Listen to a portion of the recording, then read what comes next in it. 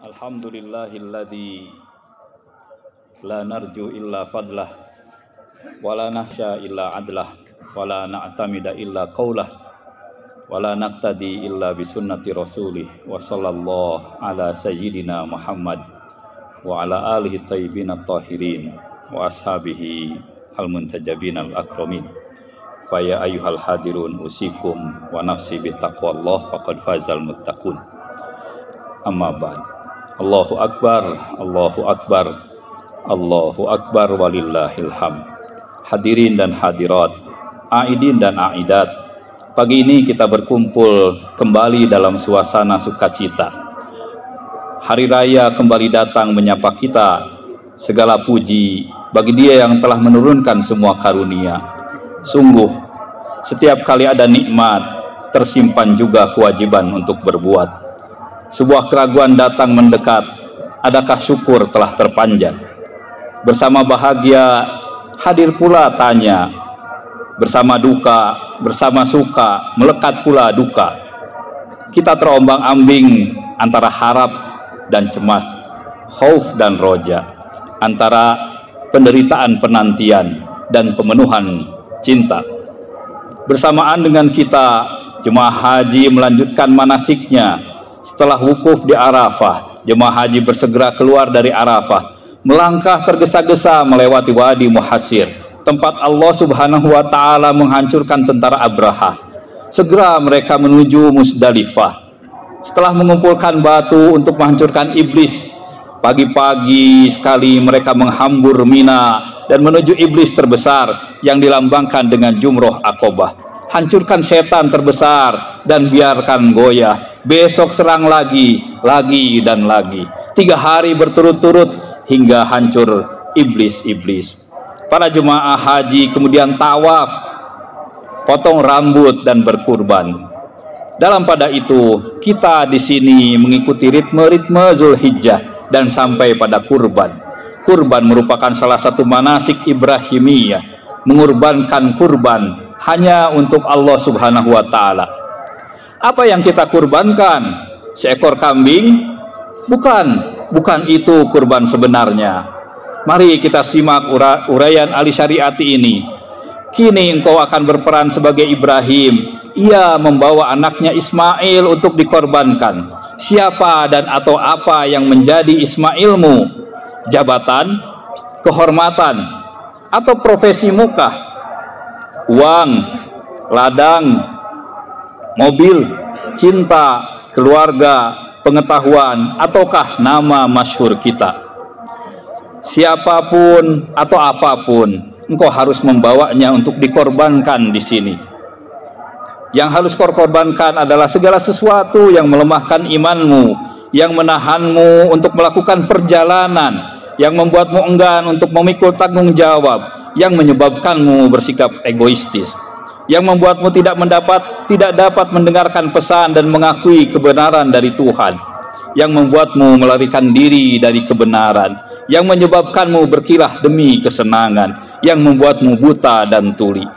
Pengorbanan Ismail diagungkan dan disebut dalam Al-Quran sebagai zibhin azim, atau sembelihan yang sangat agung. Jika kita susah mengorbankan Ismail kita masing-masing, mungkin pilihan kita harus jatuh pada burung dan unggas yang kita pelihara di dalam hati kita. Unggas dan peliharaan inilah yang harus kita korbankan.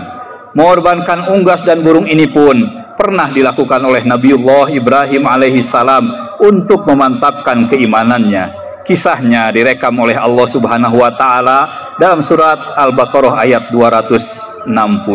Wa idh qala Ibrahim Rabbi arini kaifa tuhyil mauta.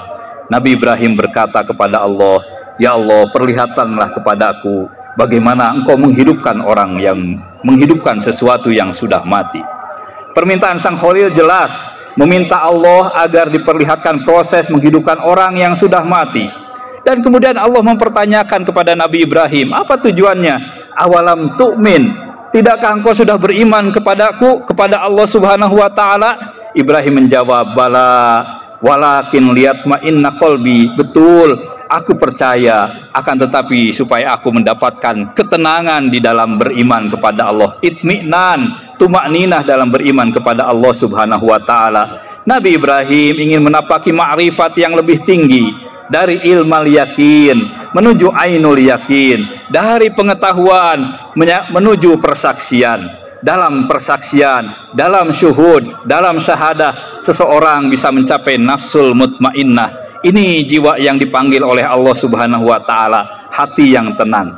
Untuk mencapai derajat itu, Allah Subhanahu wa Ta'ala memerintahkan kepada Nabi Ibrahim untuk mencincang-cincang 4 ekor burung. Qala fakhud arba'atan minat thair fasuruhunna ilaika summa ja'al ala kulli jabalin minhunna juz'a summa da'uhunna ya'tinaka sa'ya. Kalau begitu, kata Allah Subhanahu wa Ta'ala, ambillah 4 ekor burung, cincanglah olehmu, kemudian letakkan di atas masing-masing bukit satu bagian. Kemudian panggillah mereka, niscaya mereka akan datang kepadamu dengan segera. Ketahuilah Allah Maha Perkasa dan Maha Bijaksana. 4 ekor burung itu adalah nafsu, lambang dari nafsu ammarah, yaitu nafsu yang mengendalikan akal sehingga bisa menjerumuskan kepada kejelekan. Wa ma ubarri'un nafsi innan nafsa la'ammaratun bisu. Aku berlepas diri dari jiwa amarahku, dari nafsu amarahku, karena nafsu amarah akan menjerumuskan aku kepada kejelekan, kecuali jiwa yang dirahmati oleh Allah Subhanahu wa Ta'ala. Agar mencapai derajat ainul yakin, keempat simbol nafsu amarah itu harus dikendalikan. Dalam tafsir Maulana Jalaluddin Rumi, 4 ekor burung yang disembelih dan dicincang oleh Nabi Ibrahim itu adalah merak, ayam jago, gagak, dan bebek. Perlambang apakah burung-burung ini? Rumi mengatakan bahwa keempat unggas yang ada di tiap manusia berpotensi menjajah hati. Keempat unggas ini telah membentuk tiang gantungan bagi akal. Jika keempatnya dibiarkan berjaya merajalela dalam diri, akal sehat akan lumpuh, hati tertutupi, dan manusia terjerat dalam jeratan kebangkrutan. Untuk itu, burung-burung ini harus dicincang dan dipisahkan. Hadirin jamaah rahimakumullah. Burung pertama adalah merak, lambang kepongahan. Sekarang saatnya kita bahas merak, kata Rumi, unggas yang 2 warna bulunya karena dia berwajah ganda, senang pamer, haus nama besar dan kemasyhuran.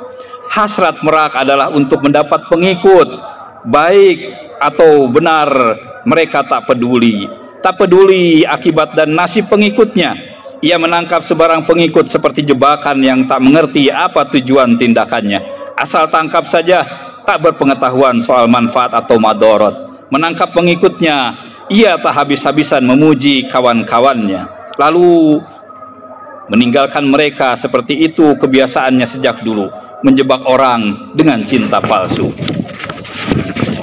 Perumpamaan Rumi ini terefleksikan dalam kehidupan kita sehari-hari, kehidupan kita kekinian. Manusia milenial terus-menerus melakukan pencitraan diri, pamer dan haus kemasyhuran. Politisi hingga kaum agamawan memoles citra dirinya dan menebarkan pesona. Mungkin kau dan aku pernah terpesona dan terjerat rayuannya. Mereka memoles diri untuk mencari dukungan, dan kita memujinya serta mendukungnya mati-matian. Tak jarang bahkan sampai rela kehilangan saudara. Setelah kekuasaan dan kemewahan mereka rebut, kita ditinggalkan begitu saja. Hidup sungguh sederhana. Burung akan berkumpul dengan yang sejenis, merak berkumpul dengan merak, merpati berkumpul dengan merpati. Merak akan nyaman bergaul dengan merak. Saat politisi itu dan juga kaum agamawan memoles diri dan kita tertipu, itu artinya kita pun sama seperti merak. Bedanya mereka terlatih dalam merayu, kita terlatih untuk ditipu. Hadirin jamaah rahimakumullah, betapa susah mengusir merak dalam diri kita bila tak sekalian mengusir temannya, ayam jago yang penuh hawa nafsu. Perhatikan ayam jantan yang mengejar betinanya. Nafsu menggebu tak tahu malu. Satu betina selesai digarap, ia akan cari betina yang lain. Demikian seterusnya. Ayam jantan memang penuh nafsu birahi dan kecanduan. ia mabuk kepayang dalam kolam fata morgana yang sangat beracun. Akan sangat berbahaya bila terkombinasi ayam jago berbulu merak, si jago mengumbar nafsu, si merak bisa membalut syahwatnya dengan indah, bisa jadi dalam balutan kalimat motivasi atau ayat-ayat suci. Hadirin jamaah rahimakumullah, syahwat dan birahi adalah senjata berdaya rusak tinggi. Rumi menceritakan, iblis pernah meminta kepada Allah Subhanahu wa taala, "Ya Allah, berikan aku jebakan yang hebat untuk seluruh mangsaku." Kemudian Tuhan menjawab, "Jebaklah manusia dengan emas dan mutiara yang tak terhingga." Iblis yang kehausan tipu daya menjawab, "Wahai Tuhanku, berikanlah yang lebih hebat dari ini." Tuhan menjawab, "Berikan kepada mereka makanan manis lagi berminyak, minuman halal dan jubah sutra." Iblis kembali merajuk, "Wahai Tuhanku, itu kurang kuat. Kuperlukan jebakan yang lebih perkasa, lebih menjerat dari ini untuk mengikat mereka dengan tali serat kurma, supaya hamba-Mu yang gagah berani tak dapat melepaskan seluruh jebakan ini." Tuhan pun menawarkan sensualitas yang menumpulkan akal dan melepaskan kendali birahi. Iblis tertawa dan bertepuk tangan. "Berikan itu padaku, wahai penguasa aras, sesegera mungkin. Dengannya aku pasti menggapai keinginanku selama ini." Hadirin jamaah rahimakumullah, terdorong birahi ayam jantan, burung merak dalam diri kita membentangkan tipu rayunya. Karena birahi, apapun larangan akan diterabas demi kenikmatan sesaat. Karena birahi, seorang kiai ruda paksa santri. Karena birahi, para mantri rela merampok negeri. Hadirin jamaah rahimakumullah, jika ayam jantan itu mati, burung merak kehilangan gerak bulu-bulunya. Keindahannya tak lagi memiliki alasan untuk dipamerkan.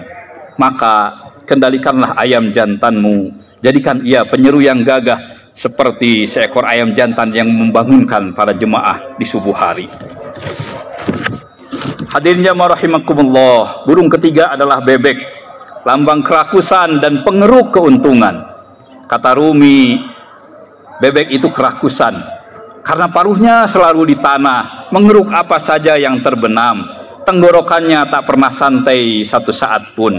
Ia tak mendengar firman Allah kecuali kulu wasrobu, makan dan minumlah. Seperti penjara yang merangsek rumah dan memenuhi kantongnya dengan cepat, ia memasukkan ke dalam kantongnya kerongkongannya yang baik dan yang buruk. Permata atau kacang tiada bedanya. Ia jejalkan yang basah dan yang kering pada kerongkongannya. Khawatir pesaingnya akan merebutnya. Waktu mendesak, kesempatan sempit. Ia ketakutan, dengan segera di bawah tangannya ia rebut segala apapun. Manusia bebek adalah orang-orang yang orientasi hidupnya adalah mengeruk keuntungan dimanapun berada dan dalam posisi apapun. Orang ini bisa berpakaian apa saja, politisi, polisi, pegawai negeri, petani, dan celakanya bahkan da'i yang piawai mengemas wahyu ilahi.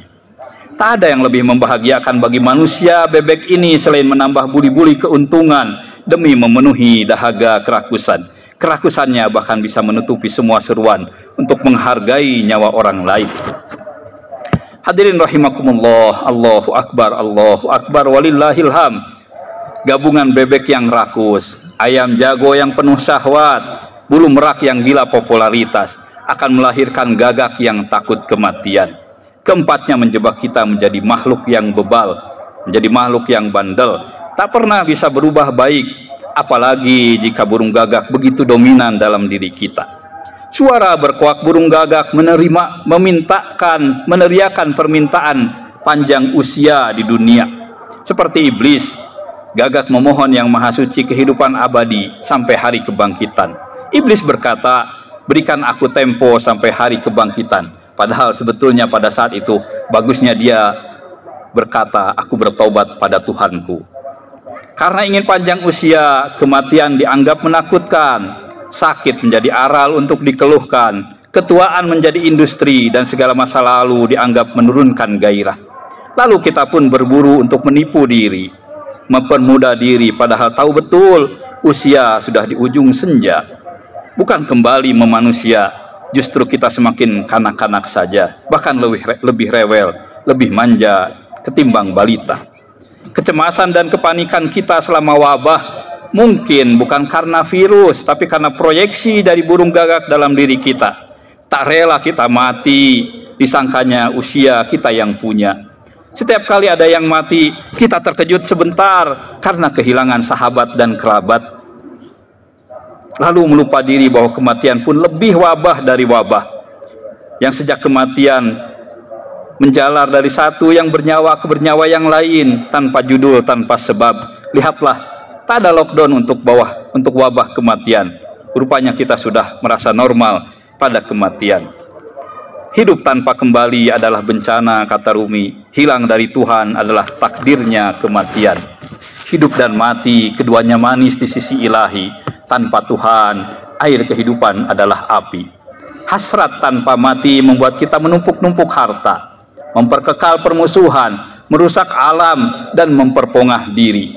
Mati dalam anggapan gagak adalah musnah. Maka yang mati dianggap tiada. Lihatlah, tiap tahun kita peringati Hari Pahlawan, tapi tanpa rasa malu kita hidup tanpa spirit pengorbanan diri untuk bangsa. Hasrat tanpa mati menunjukkan busung iman yang merabunkan akal hingga tak bisa mencerna seruan ilahi. Matilah sekarang di hadapan raja yang rupawan. Bila kau telah mati di depan sang raja, kau akan meningkat jadi raja kesohor ke seluruh penjuru dunia. Matilah sekarang dan bebaskan dirimu dari arakan mendung yang hitam. Bila kau bebas dari mendung yang hitam ini, kau akan memperoleh cahaya kemilau bulan. Diam adalah tanda kematian. Karena memburu hidup, kau lari dari yang ia diam. Teman, para sahabat, para hadirin, diamlah sejenak. Gagak dalam dirimu tak akan bisa terbang saat kau diam.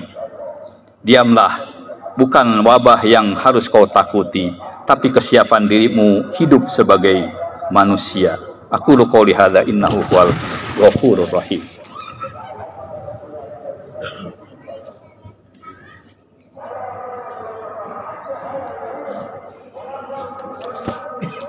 Bismillah wa billah wa ala millati Rasulillah wa sallallahu ala sayyidina Muhammad wa ala alihi thayyibin at-tahirin wa ashabihi al-muntajabin al-akramin. Hari ini kita duduk di sini bersimpuh di hadapan Allah Subhanahu wa taala. Datang dengan berbagai macam persoalan, dengan berbagai macam dosa. Kita duduk bersimpuh pada Allah, mudah-mudahan Allah memanusiakan kita kembali saat kita bersimpuh dan mengampuni dosa-dosa kita sebelum kita berdiri dari tempat duduk kita. Marilah kita berdoa, mudah-mudahan kita kurbankan hari ini 4 burung dalam diri kita sebelum kita mengorbankan hewan-hewan kurban di dalam diri kita. Innallaha wa malaikatahu yusholluna 'alan nabi ya ayyuhalladzina amanu shallu 'alaihi wa sallimu taslima. Ya daimal fadli 'alal bariyah, ya basital yadaini bil atiyah, ya sahibal mawahibis saniyah, ya ighfir lana ya dzal ula fi hadhihi saniyah. Bismillahirrahmanirrahim. Dengan asma Allah yang Maha Pengasih dan Maha Penyayang. Wahai Tuhanku, kesalahan telah menutupku dengan pakaian kehinaan. Perpisahan darimu telah membungkusku dengan jubah kerendahan. Besarnya dosaku telah mematikan hatiku. Ya Allah, hidupkan aku dengan ampunanmu. Wahai cinta dan dambaku, wahai ingin dan harapku, demi keagunganmu, tidak kudapatkan pengampun dosa selainmu. Tidak kulihat penyembuh lukaku selainmu. Hari ini aku pasrah berserah padamu. Aku tunduk bersimpuh padamu. Jika kau usir kami dari pintumu, kepada siapa lagi kami bernaung? Jika kau tolak aku dari sisimu, kepada siapa lagi aku berlindung? Celaka sudah diriku ya Tuhan, lantaran aib dan celaku. Malang benar aku karena kejelekan dan kejahatanku. Ilahi wa Rabbi, aku bermohon padamu, wahai pengampun dosa yang besar, wahai penyembuh tulang yang patah, anugerahkan kepadaku penghancur dosa. Tutuplah untukku pembongkar celah. Jangan lewatkan aku di hari kiamat dari sejuknya ampunan dan magfirah-Mu. Jangan tinggalkan aku, jangan tinggalkan kami dari indahnya maaf dan magfirah-Mu. Ilahi wa Rabbi, naungi dosa-dosaku dengan awan rahmat-Mu.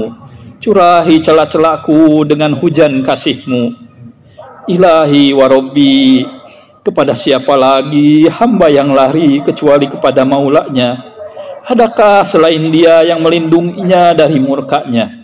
Ilahi wa Rabbi, sekiranya sesal itu adalah dosa, sekiranya sesal atas dosa itu taubat, sungguh demi keagungan-Mu, aku ini orang yang menyesal. Sekiranya istighfar itu penghapus dosa, sungguh kepadamu aku ini beristighfar. Terserah padamu, kecamlah kami sampai Engkau ridho. Ya Allah, ya Tuhan kami, dengan kudrat-Mu ampuni kami, dengan kasih-Mu maafkan kami, dengan ilmu-Mu sayangi kami. Ya Malikal Mulk, ya Zal Jalil, ya Zal Jalali wal Ikram, Engkaulah yang membuka pintu menuju maaf-Mu kepada hamba-hamba-Mu, dan Kau namai pintu itu taubat. Engkau berfirman, bertobatlah dengan tobat nasuha. Apa halangan orang yang lalai memasuki pintu itu setelah terbuka? Ya Rabbi, ya Rabbi, ya Rabbi, jika jelek dosa dari hamba-Mu, baikanlah maaf dari sisi-Mu. Ilahi, kami bukan yang pertama membantah-Mu dan Kau maafkan dan menolak nikmat-Mu, tetapi Kau kasihi. Wahai yang menjawab pengaduan orang yang berduka, wahai pelepas derita, wahai penabur karunia, wahai yang maha mengetahui rahasia, wahai yang paling indah dalam menutup celah, kami memohon pertolongan dengan karunia dan kebaikan-Mu. Kami bertawassul dengan kemuliaan dan kasih-Mu. Perkenankan doa kami, jangan kecewakan kami. Terimalah taubat kami, ya Allah. Hapuskan kesalahan kami sebelum kami berpisah dan berdiri dari tempat ini. Wahai Zat yang lebih pengasih dari segala yang mengasihi. Rabbana zalamna anfusana wa illam taghfir lana wa tarhamna lanakunanna minal khasirin. Rabbana zalamna anfusana wa illam taghfir lana wa tarhamna lanakunanna minal khasirin. Rabbana zalamna anfusana wa illam taghfir lana wa tarhamna lanakunanna minal khasirin. Rabbana hab lana min azwajina wa dzurriyyatina qurrata a'yun waj'al lana lil muttaqina imama. Rabbana atina fid dunya hasanah wa fil akhirati hasanah wa qina adzabannar.